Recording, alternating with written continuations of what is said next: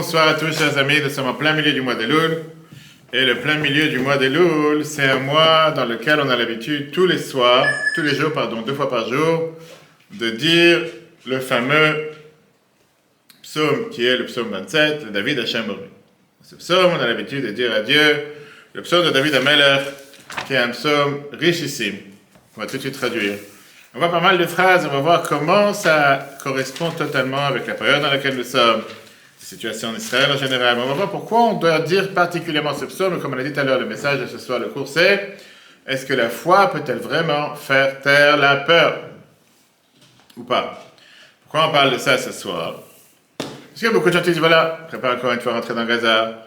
Encore une fois, il y a 130 000 personnes qui sont appelés à servir l'État d'Israël, qui vont revenir à la maison en bonne santé. Mais c'est pas tellement ça, c'est surtout la guerre personnelle de chacun d'entre nous avec notre mauvais penchant, que chacun gère pendant le mois de Elul, et quand on sait que pendant l'année, on n'a pas forcément fait les choses correctement, convenablement. D'où on a la force pour pouvoir gagner cette guerre, d'où on a la certitude qu'on va la gagner. Comme j'ai dit aujourd'hui, tout le cours, il est basé bien sûr sur ce psaume 27, où on a la feuille qu'on dit tous les jours du mois de Elul, pendant 40 jours, jusqu'à Kippour, matin et midi, Shacharit et Mincha. Et si on résume en un mot, celui qui a la foi, il gagne. Ça veut dire c'est en fonction de qu'est-ce que tu as dans ton cœur, en fonction de qu'est-ce que tu désires à l'intérieur de toi, c'est ça qui te fait gagner. Et de lui, on comprend le nom.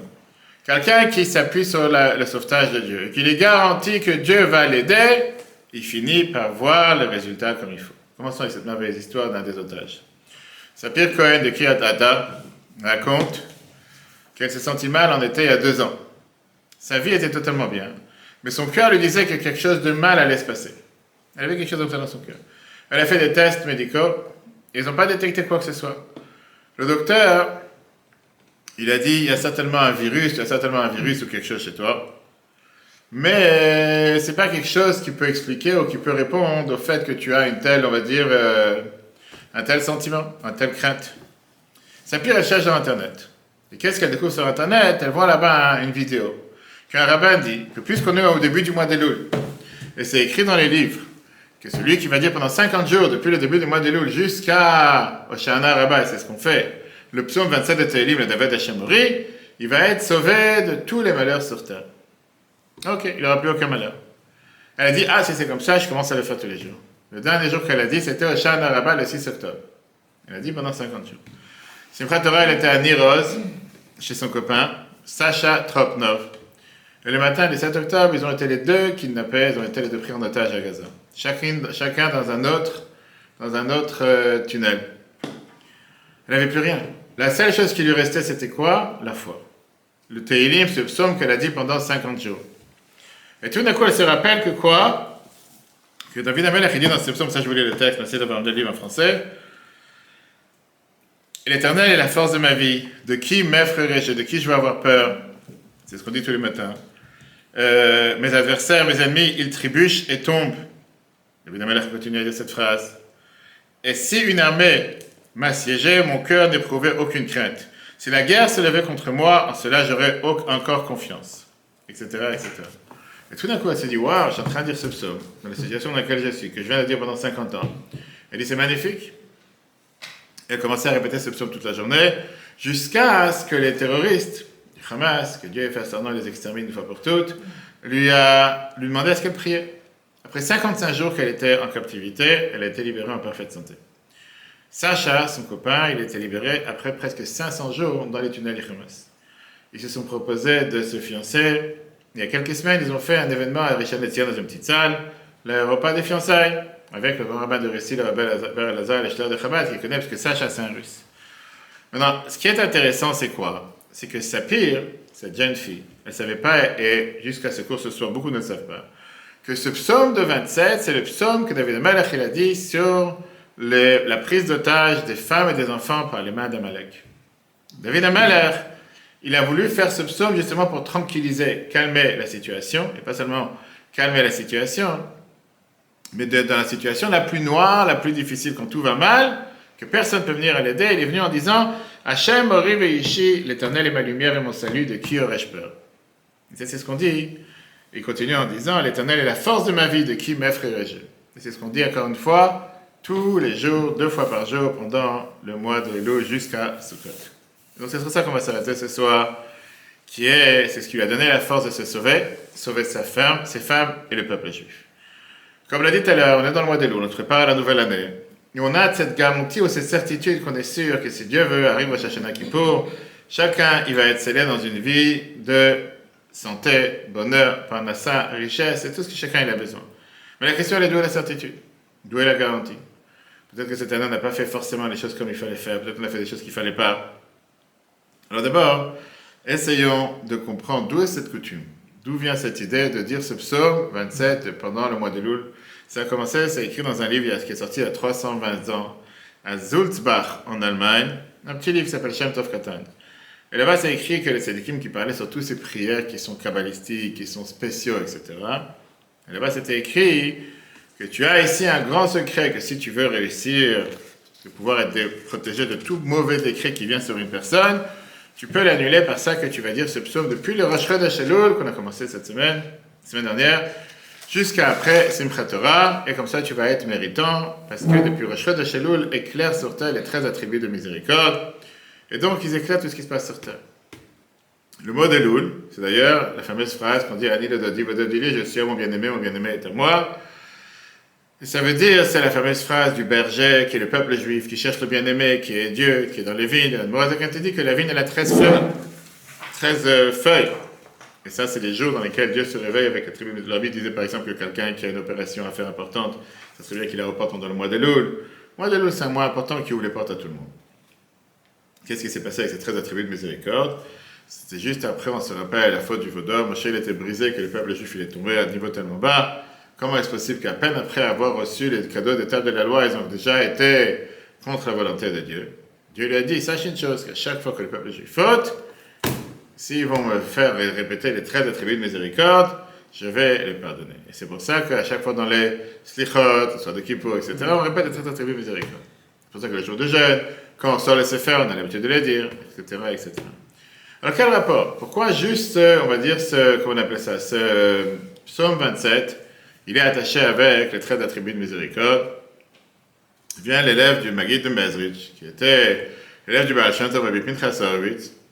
Il te dit parce qu'il y a à l'intérieur 13 fois le nom de Dieu. Et 13 fois le nom de Dieu correspond aux 13 attributs de miséricorde. Ok. Après, c'est écrit aussi que dans ce psaume, c'est écrit la fameuse phrase Loulé manti, que David Amalek dit si je n'avais pas espéré contempler la volonté et la bonté de Dieu. Loulé, c'est le même mot que Elul. C'est pour ça qu'on dit encore une fois dans le mois d'Elul. Donc on voit ici qu'il y a pas mal d'allusions et pas mal de points importants. Pourquoi on a l'habitude de le dire pendant le mois d'Elul? Maintenant, la réalité, c'est qu'on va commencer à décortiquer ce psaume ce soir. On va voir que ce n'est pas un simple ségoula, on va dire, une simple de bon augure pour pouvoir être sauvé de toutes les mauvaises choses, mais c'est un lien direct à combattre la guerre. Combattre la guerre avec le mauvais penchant qui arrive à son plein pendant qu'on arrive au mois d'Elul et surtout quand on attend de pouvoir avoir la miséricorde. Tu veux ouvrir la fenêtre là-bas? Ou là-bas, ici, ou là-bas, comme tu veux, mais une et deux. Merci. La Bible explique, oui, là-bas, ouais, peut-être là-bas, c'est mieux. Parce que là, il y a la vendée. Ok. Exactement. La Bible explique comment justement cette idée, ça vient pour garantir la victoire dans la guerre spirituelle. Et d'abord, on va essayer de commencer à comprendre. Comme ça, bravo, Khazak. On va comprendre ensemble comment David Amalek dit des phrases qui apparemment paraissent bizarres. Parce qu'il vient et te dit, il a un décret sur la tête, et il te dit, Hachem Ori Veishi, Dieu est ma lumière, et Dieu est mon salut. De qui je vais avoir crainte? De qui je vais craindre? Dieu, il éclaire la nuit, je n'ai pas à avoir peur. Mais de quelle guerre il parle? Quelle guerre il a fait dans la nuit?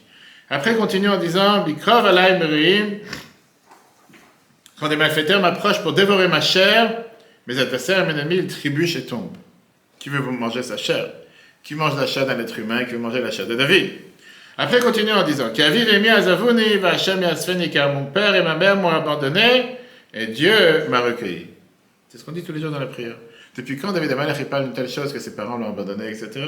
D'accord? Et le Midrash, il vient et te raconte qu'en réalité, cette phrase, ce psaume, parle dans une histoire, un épisode qui s'est passé. C'est un moment de difficulté, de danger le plus dur dans la vie de David, qui était la guerre d'Amalek dans la ville de Tzaklag. Mais non. Après que David a battu Goliath, David est devenu quelqu'un de très apprécié aux yeux du peuple. Mais il y a une personne qui ne pouvait pas le supporter. Qui s'appelait qui? Shaoul. Saül, exactement. Shaoul, il s'est rappelé que Shmuel lui a promis qu'il allait perdre la royauté.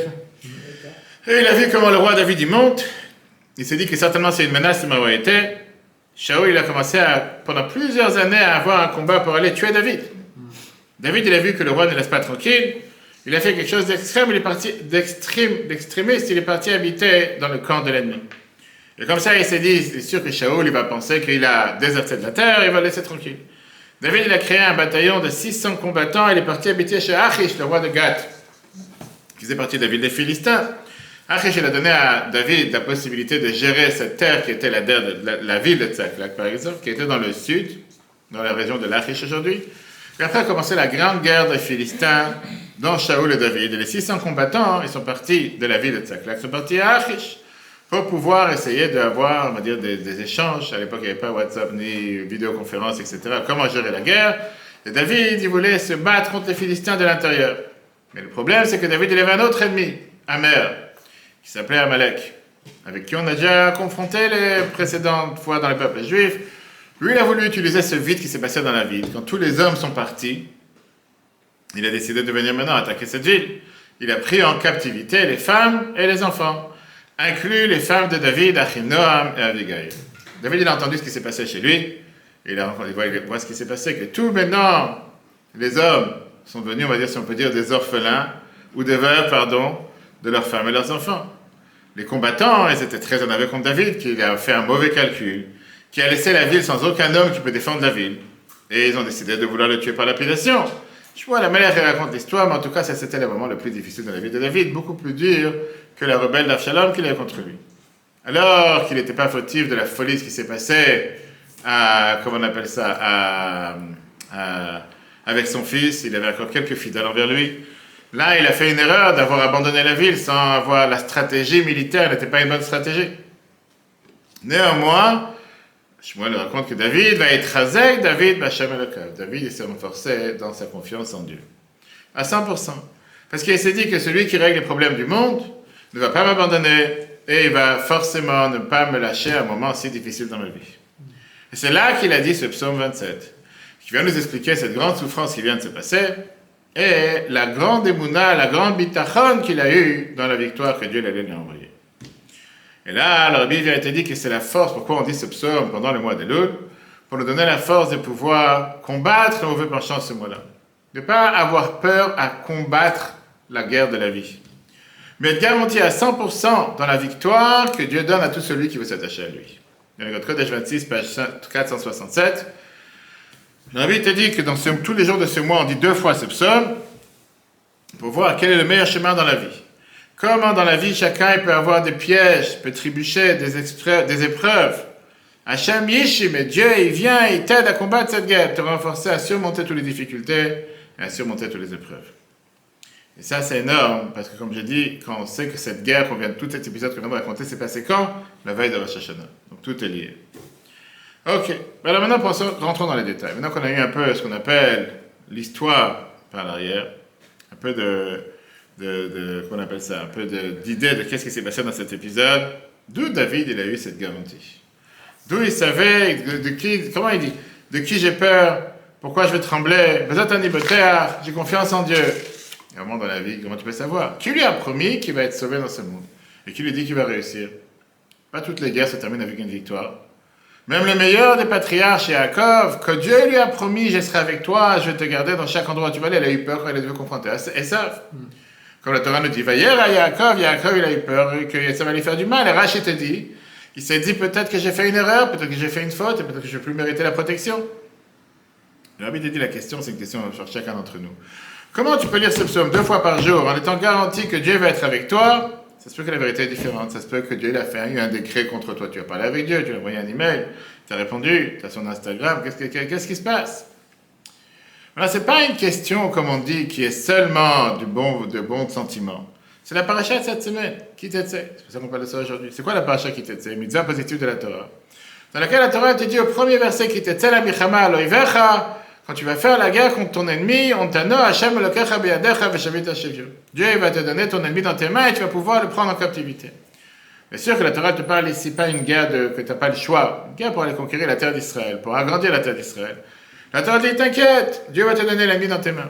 C'est-à-dire qu'on est garanti que les bons vont gagner et ils vont prendre les ennemis en tant que prisonniers. Alors que là, la Torah te dit ça de manière courte. La semaine dernière, à la fin du Shabbat, Dieu te dit non, sois garanti dans la victoire. Tu vas pouvoir faire le combat avec une connaissance réelle que tu vas terminer avec la main haute et la main forte. Non, Chachamim te disent que le fait que la Torah t'a employé 4 fois le terme de ne pas avoir peur, Al-Yerach le-Bafrem, n'avez pas un cœur tendre, faible, Al-Tirou, Al-Tarpezou, Al-Tartzumidem, n'ayez pas peur en 2 mots. Tu n'as pas le droit de montrer aucune fébrilité, aucune peur, aucune crainte devant l'ennemi. Pourquoi ? Parce que tu dois avoir cette certitude, tu dois avoir cette garantie que tu vas gagner. Rashi vient et te dit, lui, ne pas avoir peur quand il crie, ne pas avoir peur quand ils font du bruit avec les bottes des chevaux, ne pas avoir peur quand ils sonnent avec les chauffards, ou quand ils font n'importe quel instrument. Tu sais, des fois, je veux dire, il y a des équipes que des fois, quand ils commencent à se confronter les unes avec les autres, ils commencent à faire des cris, les sauter en l'air, ils commencent à faire des... Comme si, je sais pas, dans le Nouvelle-Zélande, c'est ça. Comme ça, est écrit, on dirait, pas des animaux, des extraterrestres qui sont tombés de la période avant le déluge, et qui descendent, vraiment qui vont te faire peur parce qu'ils vont crier comme des fous. Ok.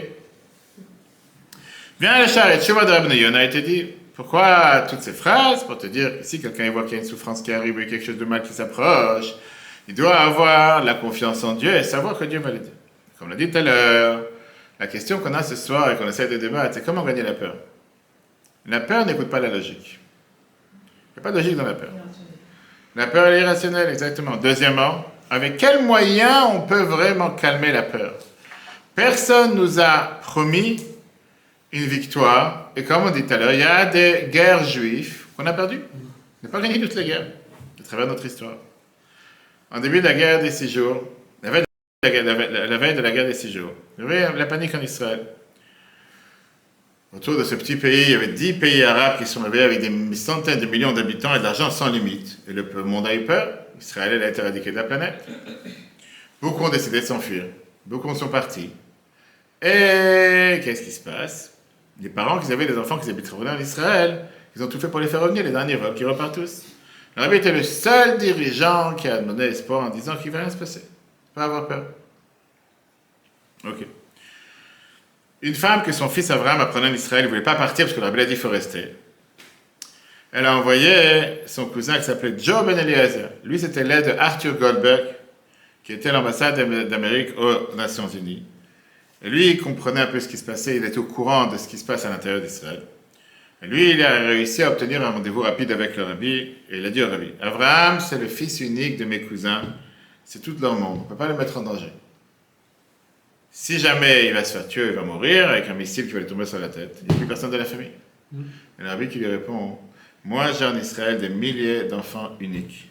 Et si moi je leur dis qu'ils peuvent rester, parce que je sais qu'il n'y a pas de quoi avoir peur. Après qu'il y a eu la victoire, le beau frère du rabbi, le Rachak, dans le repas de Shavuot, qui était juste après la guerre, qui était juste après la Gomer, le 27 Iyar, il a demandé au rabbi, comment tu as pris une telle responsabilité de dire aux Juifs de ne pas partir dans les moments les plus difficiles? Le rabbi dit, c'est une règle dans la Torah, on vient de voir la paracha cette semaine, paracha chapitre 20, verset 3. C'est une interdiction, lo yerach le bafrem, le droit d'avoir un temps de cœur, ne pas la poser, ah, il y a la tempête qui arrive, il fait noir, ok, fin de la fin, tout s'en va. Quoi cette bêtise? Mais comme j'ai dit tout à l'heure, la question qui dérange, c'est que pas toutes les guerres sont terminées avec victoire. Et d'où est cette certitude d'avoir des miracles? Rappelez-moi après une très belle lettre que le rabbi a écrite à quelqu'un, justement, qui cherchait à faire Kaddish pour son père, etc. Et le rabbi montre jusqu'à où on doit avoir le bitachon. Tout de suite, on va la raconter, parce qu'après, il y a une autre histoire, c'est encore plus belle. Il y avait un juif qui était à Shechem dans une ville. Et il avait un très beau panassa, il gagnait bien sa vie.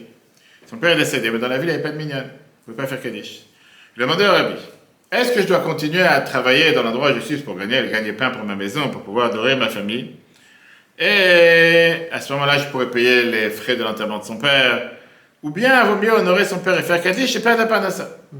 Donc il met le dilemme, ou je continue à travailler, payer l'enterrement, mais je n'aurai pas de Kaddish ni rien. Ou bien, je pars du travail, je quitte ce libre jouet parce qu'il n'y a rien dans ce trou. Je vais dans un endroit où je pourrais au moins faire Kaddish. Il n'y avait pas encore à l'époque où ils ne savaient pas qu'il y avait le système de mettre en place du Kaddish comme on fait à chaque fois. Mais là, je ne ferai plus de panassa. Qu'est-ce qui se cache dans la question? Est-ce qu'on vient de voir qu'est-ce qui se cache? Que dans sa tête, Dieu ne peut pas faire les deux. C'est ça, c'est un choix. C'est un choix. C'est-à-dire, est-ce que Dieu peut m'aider? Dieu ne peut pas tout faire. Il peut faire ou ça, ou ça. Alors, qu'est-ce que je choisis? Ok. Donc, écoutez ce que la Bible écrit. C'est une lettre richissime dans le volume 3, page 372. La Bible dit, tu me demandes est-ce que tu dois reprendre le travail pour aller gagner, être shochet dans ta ville, où il n'y a pas de minyan, et tu ne pourras pas dire Kaddish, et tu peux t'appuyer que tu as 2 frères qui font Kaddish, etc., etc. Ou bien, tu vas continuer à travailler, payer en même temps les frais que tu as pris pour l'enterrement de ton père. Et donc, c'est très bien que les Chachamim t'ont donné la Torah, t'ont donné la permission de faire plusieurs choses pour la Parnassa. Et surtout que dans ce cas-là, tu as déjà des frères qui disent Kaddish. Et en plus, que tu vas pouvoir payer les frais de l'enterrement de ton père. Et donc, tu pourras nommer quelqu'un d'autre à ta place pour dire le Kaddish. Ça, c'est partie numéro 1. Et là, le Rabbi lui tombe dessus. On lui a donné la réponse. On va dire, comment on dit ça? Technique. Qu'est-ce que tu dois faire? Là, il dit comme ça. Tout ça, pourquoi je te dis ça? Parce que je ne connais pas ta situation, ton niveau de bitachon que tu as, quelle confiance en Dieu tu as. Mais si tu es fort dans ta confiance en Dieu, avec Tmimout, le mot qu'on a vu la semaine dernière, Tamim, avec sincérité, et tu vas chercher un autre travail, Dieu va t'envoyer une parnassa où il y a un minyan. Et tu pourras faire tout ce qu'il faut, et avoir la parnassa, et avoir ton gagne-pain, et en même temps, tu pourras faire tout ce qu'il veut. Donc la Bible dit comme ça, tu peux continuer le chemin naturel des choses. Et là, la Chaya te dit, bien sûr, il vaut mieux prévaloir, pouvoir gagner ta vie, c'est important. Mais tu peux aussi avoir bitachon en te disant que Dieu il veut que tu fasses les choses comme il faut. Dieu va te donner les moyens de faire et ça à la fois. Sauf que tu n'as pas donné ce choix. Et combien de fois dans les questions que des gens demandaient au Rabbi, c'était la même chose. Est-ce que je dois faire l'opération ou je ne dois pas faire? Le Rabbi dit, pourquoi tu n'as pas demandé de guérir? C'est dans ta tête. Non, de toute façon, j'ai un problème. Mais la question, elle est comment résoudre le problème? Demande au Rabbi de guérir. Pourquoi tu demandes si tu dois faire l'opération? Et donc, qu'est-ce qu'on va voir? C'est ce qu'on est en train de voir aujourd'hui. On a 2 approches basiques dans qu'est-ce que ça veut dire le bitachon. Une approche qui vient et qui te dit que ce que j'ai pensé jusqu'à présent, ce qu'on vient de dire, c'est pas correct. Ce qu'on vient de dire, c'est, on va dire, une invention chassidique. Oui, tu dois avoir la émouna, tu dois croire en Dieu que ce que Dieu veut, ça va s'accomplir, mais au final, Dieu, c'est pas ton employé. Dieu ne travaille pas chez toi. Il peut faire ce qu'il a envie. Tu peux croire, tu peux avoir un bon... tu peux avoir une bonne... pas une bonne... Tu peux avoir un bon vouloir, tu peux avoir une bonne volonté, tu peux penser positif, mais au final, Dieu ne te doit rien. En 2 mots, beaucoup te disent que le bitachon, c'est quoi? C'est comme la émouna. On a vu déjà, c'est différent. C'est la foi et la confiance sont 2 choses différentes. En 2 mots, ce qui va se passer, ça vient de Dieu. Et je suis sûr que ce qui va se passer, c'est bien. Ça ne va pas forcément dire que c'est ce que j'ai planifié. Mais le contraire, c'est le fait que j'ai pris sur moi d'accepter ce que Dieu gère la planète sans s'énerver. Dieu, il sait mieux que moi qu'est-ce qui va bien. Si jamais il va se passer quelque chose qui n'est pas bien, je suis sûr et garanti que Dieu, il sait pourquoi il le fait. Il y a certainement quelque chose de bien qui est caché à l'intérieur. Moi, je ne le sais pas. Aujourd'hui, je le découvrirai un jour dans ce monde ou dans l'autre monde. Ça, c'est une approche. Très bien. Mais il y a ça, comme on a dit, la fameuse histoire qu'on a eue, avec qui on a parlé de ça plusieurs fois, ce personnage. Eh bien, qui va? Avec la fameuse Anne, coq et bougie. La Brachot nous raconte qu'il a voulu dormir dans un village et qu'il a tout perdu. Ils l'ont pas laissé dormir dans un village. Et après, il est parti dans la forêt. Qu'est-ce qu'il a dit? Tout ce que Dieu il a fait pour le bien. Il est parti dans la forêt. Il a perdu le vent qui éteint la bougie, un chat qui a dévoré le coq et un lion qui a dévoré l'âne. Il a tout perdu. Et bien, Kiva, il a dit, tout ce que Dieu a fait, c'est pour le bien. Une bande de voyous sont venus, ils ont voulu cambrioler, ils ont pris en otage toute la ville. Mais Kiva a dit, je ne vous ai pas dit que tout ce que Dieu a fait, c'est pour le bien. Si j'aurais été dans la ville, j'aurais aussi tout perdu. Très bien. Qu'est-ce que veut dire cette approche? C'est une approche qui vient et qui te dit que ce qui t'est arrivé, c'est arrivé, mal, entre parenthèses, mais c'est pour le bien. Mais il y a eu quelque chose de mal. C'est pas qu'il y a eu quelque chose de bien. En 2 mots, Rabbi Akiva n'a pas mérité de voir ses rêves s'accomplir comme il aurait imaginé. À la fin, il est resté, comme on dit en bon français le mesquin, sans bougie, sans âne et sans coq. Seulement, dans sa tête, c'était, si j'ai perdu quelque chose, ce que j'ai perdu, c'est pour le bien, pas pour le mal. Qu'est-ce que ça veut dire alors dans la paracha de cette semaine quand Dieu te dit, tu n'as pas le droit d'avoir peur? Ça veut dire pas seulement de ne pas avoir peur de la conséquence et faire la guerre comme si en s'assurant que tout ira bien. Mais ça ne veut pas forcément dire que tu es garanti que tu vas avoir un sauvetage total et une victoire totale. Tu n'as pas peur. Ce qui va arriver, ce qui doit arriver, va arriver. Si l'avion il doit s'écraser, s'écrasera, c'est pas grave. Une fois que tu as écrasé, tu prends une photo. Tu mets sur Facebook. Mais ça, c'est pas le sens du texte qu'on a dit ce soir. Une seconde, parce que ce qu'il dit David Amelach, il dit pas du tout ce qu'on vient de voir. Dans le psaume 27, le Vémer dit Mimir, de qui avoir peur? Mimi Ephrat, de qui craindre, de qui s'effrayer? Il te dit Takoum alay milchama, si j'ai la guerre, bezatani boter, j'ai certitude que je vais réussir. C'est David Amalek, il aurait dû, après ce qu'on vient de dire jusqu'à maintenant, dire non, ce qui doit arriver, ce qui doit arriver, c'est pour le bien. Mais là, on a vu que David Amalek, il est garanti, il est convaincu que quoi? Convaincu que quoi? Que ça sera bien à ses yeux, que c'est sûr qu'il va gagner. Qu'est-ce qu'il dit David Amalek dans le psaume 32, chapitre 10? Aboter, Bachem, Chesed Yesavevenu. Celui qui craint en Dieu, qui a confiance en Dieu, il sera entouré que de bonté. Dans les écrits, il était dit dans le chapitre 4, que la manière de comment quelqu'un il a l'habitude de quoi? D'avoir la confiance en Dieu, il peut faire tomber sur lui Chesed Chinam, de la bonté gratuite, parce qu'il a confiance en Dieu. Ça rejoint un peu le cours qu'on avait vu la semaine dernière, qu'on peut revoir sur le Torah.fr, sur être sincère dans sa foi. Alors qu'est-ce que ça veut dire? On parle ici de bitachon et emuna, qui sont totalement des choses différentes. On ne parle pas que le bitachon veut dire que je crois en Dieu. Oui, il existe, jusqu'à ce que j'entends les nouvelles. Non. On parle ici de emuna, ça veut dire quoi? Quand tu parles de emuna, c'est de dire j'accepte tout avec amour. Je crois en Dieu, tout ce qu'il fait c'est pour le bien. Bitachon, quand tu parles de sécurité, d'ailleurs c'est le même mot, de confiance, c'est un niveau beaucoup plus élevé. Que je suis garanti que tout ce que Dieu va faire, ce sera pour le bien. Comme ça a été dit le Ramban. Alors, précédent, on a raconté cette histoire la semaine dernière dans le cours avec un chassid qui était au temps du rabbi du Tzemach Tzedek. Et son fils était gravement malade, était en danger, il est parti de chez lui à la maison, il a voyagé pendant quelques semaines pour arriver à Lubavitch. Quand tout le temps il n'avait pas de lien avec la maison, il arrive à le rabbi totalement brisé. Il rentre dans le bureau du rabbi en pleurant, le rabbi lui répond les 5 mots en yiddish, Tradgut vetzingut. Pense bien et tout ira bien. Et le rabbi, le précédent, il écrit ça dans le volume 2, page 537. Que qu'est-ce qu'il lui a répondu en disant cette phrase? C'était pas de le juste taper sur le bâti, va dormir, prends un cachet quand tu dis à un enfant qui pleure et dit ça parce qu'il a envie de boire, soi-disant, alors qu'il a bu déjà 10 verres avant. Tu dis va dormir, t'inquiète, l'eau elle restera pour demain, tu n'as pas perdu l'eau. Non! C'était comme l'histoire du maître de Rabbi Akiva à Nachumish Gamzu avec les pierres précieuses. Il n'a pas dit qu'il y a eu un mal pour un bien. Il a dit que ce qui s'est passé, que j'ai reçu des cailloux et j'ai reçu des gravats, ça c'est quelque chose de bien, c'est ce qui t'est arrivé du bien. Alors on revient à la question par quoi on a demandé, on a commencé aujourd'hui, et la phrase de David Amalek, quelle est la garantie? Quelle est la garantie, comme l'a dit tout à l'heure? Est-ce que vraiment la foi peut-elle vraiment faire taire la peur? Quelle est la garantie que Dieu va faire ce que tu veux, ce que tu désires? Quelle est la garantie que ce ne sera pas le contraire? Alors, d'abord, une parenthèse à ouvrir. Je sors avec une fille aujourd'hui pour me marier. Qu'est-ce que ça veut dire? Je dois dire, j'ai la foi qu'elle va vouloir se marier avec moi, je vais me marier demain, et si ça ne marche pas. Je vais à un rendez-vous pour le travail. Et je garantis que je vais réussir le rendez-vous. Qui dit que ça va marcher? Je rouvre une nouvelle entreprise. J'ai une garantie. Qui dit que ça va marcher? On peut dire que dans ces cas-là, la différence, elle est que là, on ne sait pas c'est l'inconnu. Tu te lances dans une nouvelle aventure. D'abord, c'est quelque chose qui ne dépend pas de toi. Peut-être que cette fille, elle est très bien, toi, tu es très bien, mais vous deux n'êtes pas compatibles. Peut-être que le métier dans lequel tu as choisi n'est pas forcément un métier que tu vas réussir, mais peut-être plus tard. Là, on ne parle pas de ça. Là, on parle dans la vie de tous les jours, la vie personnelle. Je vois qu'il y a un danger qui arrive, ou je me doute d'un danger. Est-ce que je dois me dire, ouais, le bon Dieu fera ce qu'il veut, ou bien non? Je suis 100% garanti qu'il va faire ce qu'il faut. Si vous vous rappelez, on a vu la semaine dernière cette magnifique lettre quand le rabbi rappelait à tout le monde que Dieu gère la planète, et que Dieu gère chaque individu, et que Dieu gère chaque juif, et c'est certainement sûr que Dieu peut gérer les petits soucis de chacun d'entre nous s'il gère des milliards de personnes. Quand tu vois comment le monde il est totalement équilibré, quand tu vois que tu as des lois physiques avec lesquelles le monde est tellement, on va dire, pas seulement précis, au millimètre près, que si jamais il y a quelque chose qui change, on n'aurait pas pu avoir des étoiles ou la vie sur la planète. Si le monde il aurait été quelques centimètres ou quelques mètres proche du soleil plus qu'aujourd'hui, il aurait totalement brûlé.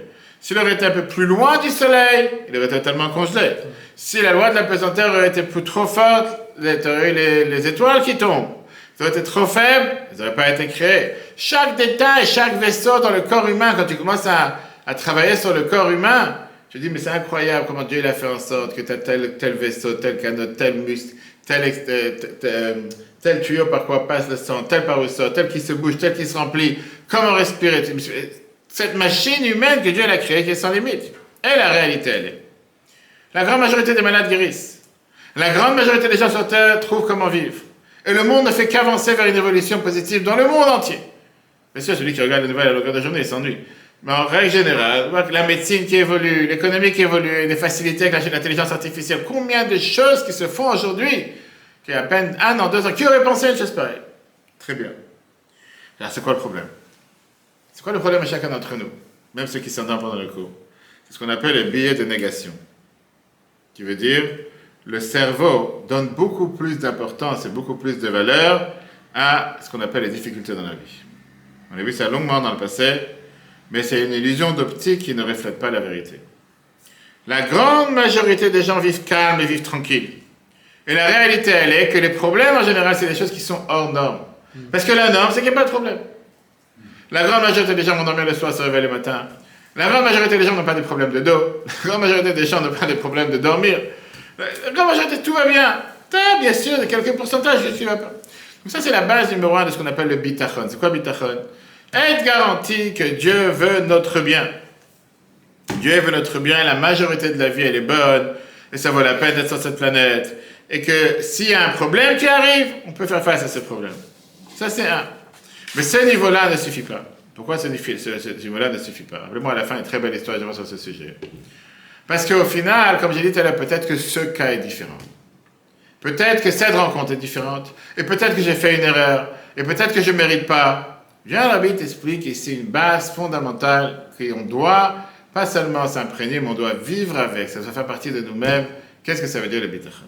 Il y avait un couple qui était marié pendant beaucoup d'années qui n'avait pas d'enfants. Ils ont tout essayé, rien ne marchait. Ils ont parti voir un rabbi pour une bracha pour avoir des enfants. Il leur a dit, si Dieu veut, dans 1 an, vous allez avoir un garçon. 1 an plus tard, ils ont eu la bénédiction, ils ont eu un garçon. Les chassidim sont rentrés chez le rabbi, ils lui ont demandé comment, c'était quoi le coup de magie, c'était quoi la baguette magique. Il avait dit, je vais vous dire la vérité. C'est pas ma bracha qui a fait le miracle. Moi, j'ai rien fait. C'est l'émouna, la foi des parents. Une fois qu'ils ont reçu la bracha, ils ont eu telle émouna que les choses vont se passer. Ils sont partis directement d'ici dans le magasin pour aller acheter les affaires pour le bébé. Ils ont acheté une chambre à coucher, ils ont acheté un lit, ils ont acheté une poussette, alors que le bébé n'était pas encore là. Ce bitachon qu'ils ont eu, ça a ouvert le vaisseau, ça a ouvert les tuyaux pour pouvoir s'en sortir. Qu'est-ce que ça veut dire? La Bible vient te dire comme ça. L'idée de cette foi, de ce bitachon, c'est que Dieu cherche et il te suit comme une boussole, comme Google, comme Amazon, comme tout le reste, il suit tes pas. Comme aujourd'hui, tu n'as pas quelle application, tu demandes me suivre, m'autoriser quand je suis ouvert, quand je ne suis pas ouvert, seulement quand l'application est ouverte. Dieu te suit à chaque instant. Tu veux dire, Dieu il a fixé dans cette planète qui agit envers toi, mesure pour mesure. Et ce que tu donnes, tu reçois. Si toi, tu décides de te lever dans une situation qui est une atmosphère de bonté, tu ne vas pas t'émouvoir du désespoir que les docteurs te disent. Tu ne vas pas t'émouvoir de la mauvaise figure, de la mauvaise mine du dirigeant de la banque. Mais tu te dis que Dieu, c'est un Père qui est bon et qui aime et qui est capable et qui peut et qui l'a déjà montré comme quoi il gère chaque problème. Ça même, ça fait générer d'en haut une attitude positive et cette positivité qui va briser les lois de la nature et qui va faire en sorte que tu vas pouvoir t'en sortir. En 2 mots, bitachon, c'est pas un jeu d'enfant. C'est pas faire comme si. C'est pas que quand j'ai rien à perdre, ok, je crois en Dieu. Mais quand il y a un souci, il y a un problème, et tu sais quoi, laisse-moi gérer mes affaires, reste de côté, laisse-moi voir. Rappelez-moi à la fin, je remettais cette histoire, une magnifique histoire qui est, elle me paraît tout de suite comme tout. Mais j'ai une autre histoire à ne pas oublier. Il y avait quelqu'un, une fois un chacham qui est venu dans une synagogue, et il a dit, celui qui croit en Dieu, il va gagner le loto. Non, quand tu dis une chose pareille, quelqu'un de simple, il a entendu une chose pareille. Il dit, il n'y a pas de souci.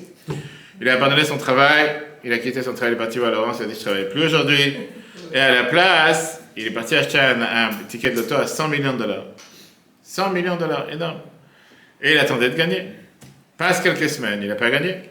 À la place, il commence à pas avoir d'argent. Il a arrêté de travailler, il n'y a pas d'argent qui rentre dans la poche, et il commence à devenir une situation critique.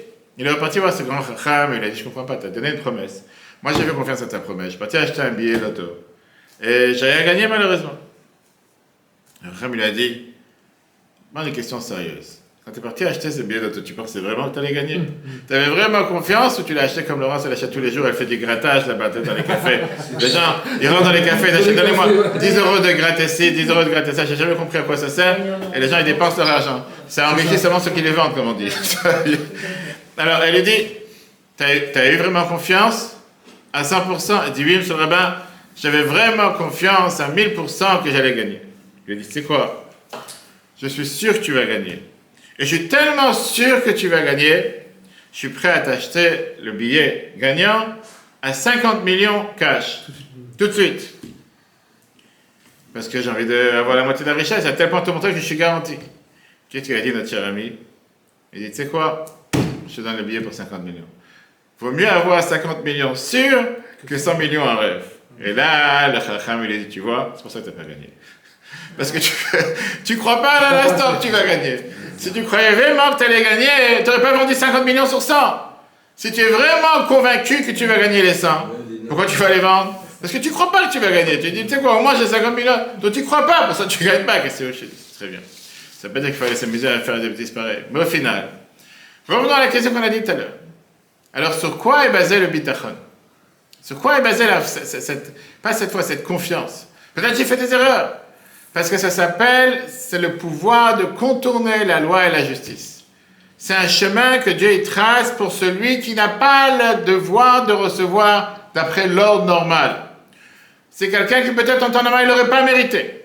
Mais le fait qu'il s'élève à une situation dans laquelle il se dit, j'ai cette confiance en Dieu, quoi qu'il arrive, ça va réussir. Dieu lui dit, puisque tu agis de cette manière, je fais tout pour que ça descende envers toi exactement de la même manière.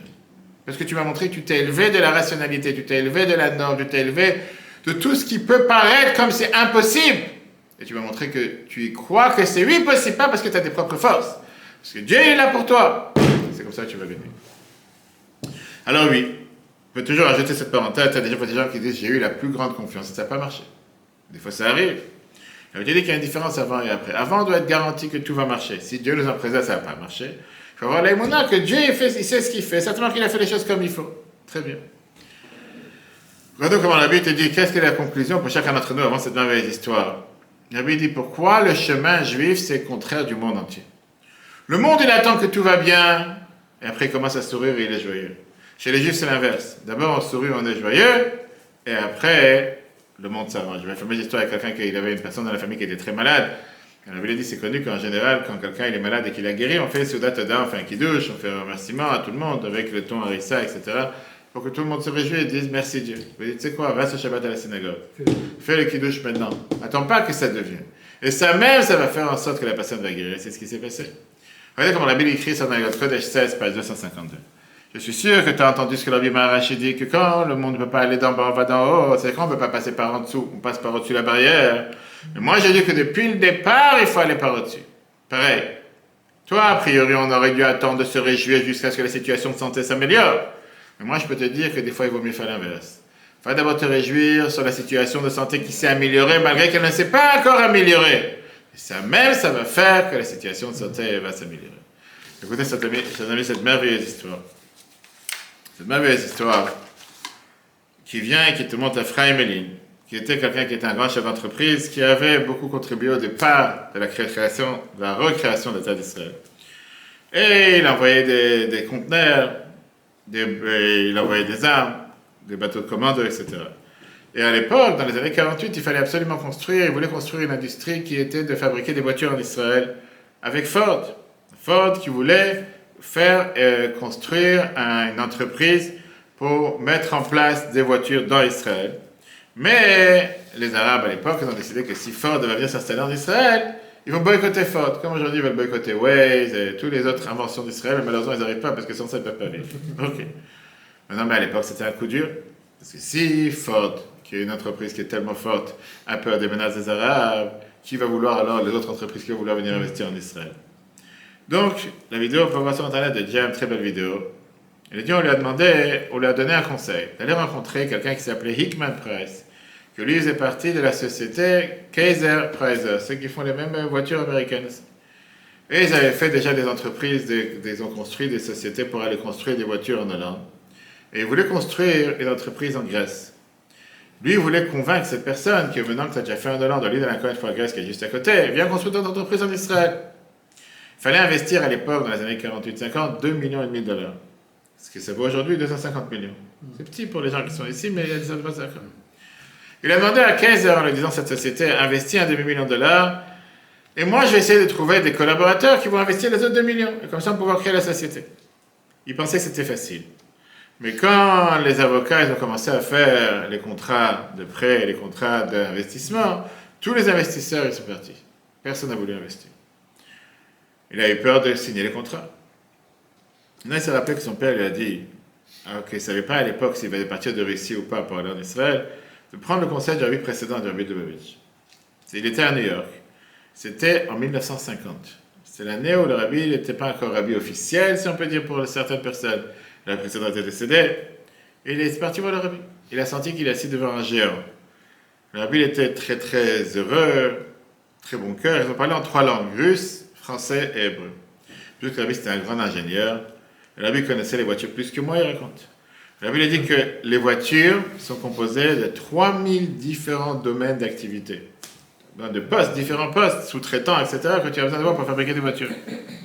Donc le rabbi a dit au contraire, une société qui est là pour composer et confecturer des voitures en Israël, va pouvoir être fait de tellement d'autres postes. Tu vas avoir et ce qu'on appelle la peinture, et tout ce qui est le charbon, et tout ce qui est l'électricité, et tout ce qui est le tapissage des sièges.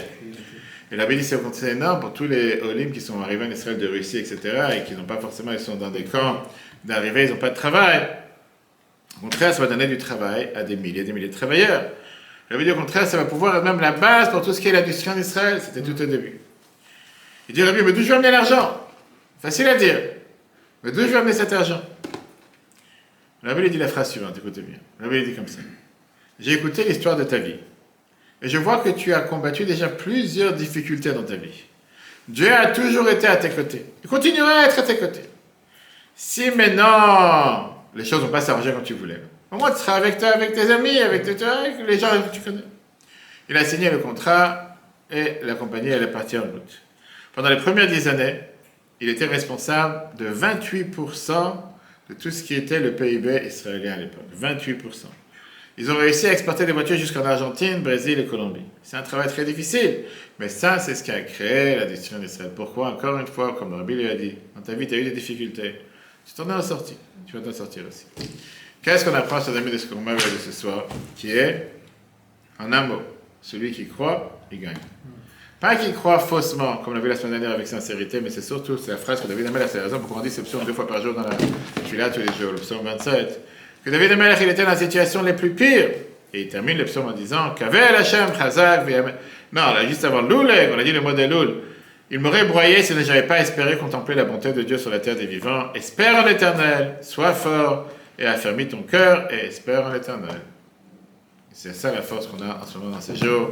C'est la force qu'on a pendant le mois de l'eau, préparation à Shoshana Kippour. C'est la force qu'on a comment venir confronter Dieu à nouveau pendant la nouvelle année en se disant qu'il ne faut pas avoir peur, que Dieu va nous donner une bonne année, avec une année de joie, une année de santé, de prospérité. Mais pour ça, il faut une condition préalable qui est être garanti, pas comme notre cher ami qui a joué le tour, jusqu'au moment où il a dit « je n'y crois pas vraiment ».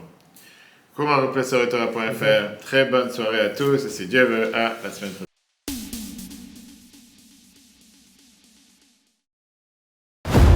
etora.fr, la Torah en live.